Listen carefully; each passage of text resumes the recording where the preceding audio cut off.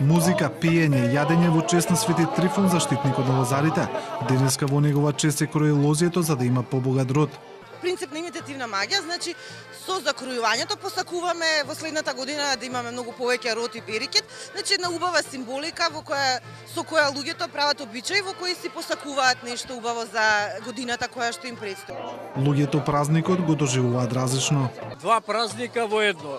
Едниот е денот на влюбените, а другиот е денот на лозарите и така наречен Трифун. Но сите не се согласуваат. Во западниот свет нема толку многу љубов и мора да имаат еден ден за љубов. Така и нас во Македонија е секој ден на љубовта, така да ние само го одбележуваме денот Свети Трифун на ваков начин. Свети Трифун некои го нарекуваат и празник на пијаниците.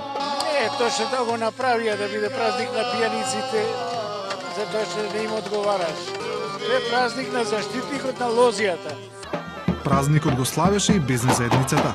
Скопските бизнисмени славеа со пури и очила за сонце. Сега има во Македонија многу винарии нови. Има многу. И сега малце стана Свети Трифун еден малце модерен празник, да не кажам фенси и тренди празник. Ама овдека не е тоа. Гледаш, нема струја, нема вода, нема ништо. Се верува дека Свети Трифун ги заштитува посевите, а го слават и кафеанџиите и винариите. Јас сакав да кажам нешто, меѓутоа дојде музиката и бара пари, така да не ми останува ништо друго туку да им давам и нека ја среќа празникот. Која песна?